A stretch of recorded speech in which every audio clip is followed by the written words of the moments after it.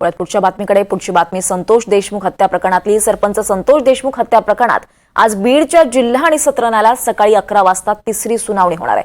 आरोपींवर charge frame करण्यासाठी विशेष सरकारी वकील उज्ज्वल निकम हे हजर राहून न्यायालयाकडे विनंती अर्ज दाखल करणार आहेत। सरपंच देशमुख हत्या प्रकरणात 1400 पानांचं दोषारोप पत्र दाखल करण्यात आलेलं आहे। आजच्या या सुनावणीकडे सर्वांचं लक्ष लागलंय।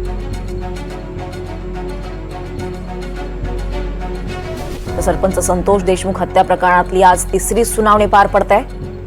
बीडच्या जिल्हा आणि सत्र न्यायालयात ही सुनावणी होणार आहे। सकाळी 11 वाजता ही सुनावणी सुरू होईल।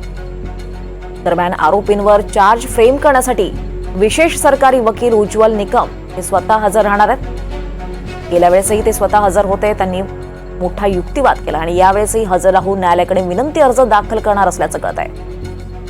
सरपंच देशमुख हत्या प्रकरणात 1400 पानांचं दोषारोप पत्र देखील दाखल करण्यात आलेलं आहे। त्याचबरोबर अनेक महत्त्वाच्या साक्षीदारांचे जबाब, ऑडिओ व्हिडिओ पुरावे देखील दाखल करण्यात आलेले आहेत आणि त्यासोबतच एक महत्त्वाचा पुरावा तो म्हणजे सीडीआर हा सुद्धा या दोषारोप पत्रासोबत जोडण्यात आलेला आहे। खरं तर गेल्या वेळी कराडच्या वतीनं वकील विकास खाडे यांनी बाजू मांडताना या प्रकरणाशी संबंधित पुराव्यांची कागदपत्र आम्हाला मिळाली नसल्याचा दावा केला होता। तर या संदर्भात अधिक माहिती घेऊयात। आपल्यासोबत आपले प्रतिनिधी मोहसिन शेख आहेत। मोहसिन, गेल्या सुनावणीच्या वेळेस बऱ्याच महत्त्वाच्या घडामोडी घडल्या, स्वतः उज्ज्वल निकम हजर होते, त्यांनी अनेक महत्त्वाचे मुद्दे मांडले।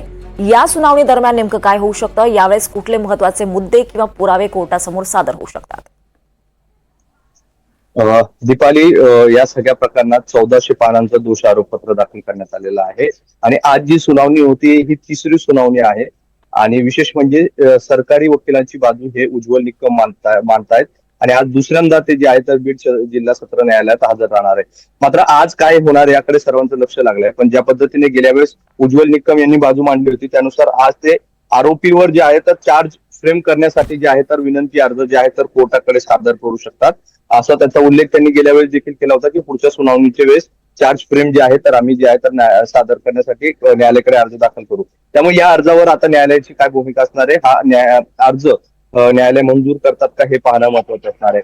सोबतच गेल्या वेळेस जेव्हा आरोपीचे वकील जे आहे म्हणजे वाल्मिक कराडचे वकील यांनी जे आहे तर बरेच मुद्दे मांडले होते की ज्या पद्धतीने सरकारी वकिलांकडून सतत सांगण्यात येत आहे की वाल्मिक कराड आणि त्यांच्या सहकाऱ्यांची भेट झाली, सीडीआरचे तसे कागदपत्र समोर आलेले, अनेक व्हिडिओ पुरावे आहेत मारहाणीचे, या सगळ्या गोष्टीचे अनेक पुरावे आमच्याकडे आणि कागदपत्र असल्याचं जे मांडण्यात आलं होतं, ही कागदपत्र आणि ही पुरावे आम्हाला आतापर्यंत भेटली नाही असा दावा जे आहे तर वाल्मिक कराडच्या वकिलांकडून करण्यात आला होता आणि त्यामुळे न्यायालयाने तात्काळ हे सगळे जे पुरावे आहे कागदपत्र आहेत त्यांना वाल्मिक कराडच्या वकिलांना देण्याचे निर्देश दिले होते आणि त्यामुळे हे जर पुरावे आम्हाला देण्यात येत असेल तर मग त्याच्यावर अभ्यास करण्यासाठी आम्हाला वेळ द्या अशी मागणी जी आहे तर वाल्मिक कराडच्या वकिलांकडून करण्यात आली होती आणि त्यामुळे 10 एप्रिलची तारीख जी आहे तर देण्यात आली होती। त्यामुळे आज ही सगळी सुनावणी होते। आता वाल्मिक कराडच्या वकिलांकडून जे आहे तर जे त्यांना ते कागदपत्र मिळाले का आणि त्यांनी त्याच्यावर अभ्यास केलाय का आणि अभ्यास केला असेल तर त्यावर ते काय मुद्दे मांडतात आणि ज्या पद्धतीने गेल्या सुनावणीच्या वेळी उज्ज्वल निकम यांनी बाजू मांडली होती, सीडीआर वगैरे हे सगळे पुरावे असल्याचा दावा केला होता, त्यावर आता वाल्मिक कराडचे वकील काय उत्तर देतात हे पाहणं महत्वाचं असणार आहे। सोबतच जे आहे तर चार्जशीट जी आहे तर ती जी आहे तर न्यायालयात दाखल करण्यात आली, त्यावर अनेक मुद्दे समोर आलेले आहे आणि आरोपींवर चार्ज फ्रेम जी आहे तर ती करण्याची मागणी जी उज्ज्वल निकम आहे ती आज मंजूर होते का हे पाहणं महत्वाचं असणार आहे। त्यामुळे आजची सुनावणी अत्यंत महत्वाची असणार आहे आणि दोन्ही बाजूंनी जे आहे तर आपले मुद्दे मांडण्याची शक्यता आहे। त्यामुळे आज नेमकं कोर्टात काय होतं हे पाहणं महत्वाचं असणार आहे। मात्र आज जे आहे तर जे पुरावे आहेत त्यावर बरीच चर्चा होण्याची शक्यता आहे, कारण आतापर्यंत आरोपीच्या वकिलांना हे सगळे कागदपत्र आणि पुरावे मिळाले नव्हते, ते देण्याचे कोर्टाने गेल्या वेळेच्या सुनावणीत सांगितलं होतं आणि ते जर त्यांना मिळाले असेल त्यावर ते सगळे आरोप कसे खोडून काढतात हे पाहणं महत्वाचं आहे। दीपाली, नक्कीच मोहसिन, त्यामुळे दोन्ही वकिलांकडून आज सुनावणी दरम्यान नेमका कसा युक्तिवाद केला जाऊ शकतो त्याकडे आपलं लक्ष असेल। त्याचे सगळे अपडेट्स तुमच्याकडनं घेत राहू। तुर्तास धन्यवाद या सगळ्या सविस्तर माहितीसाठी।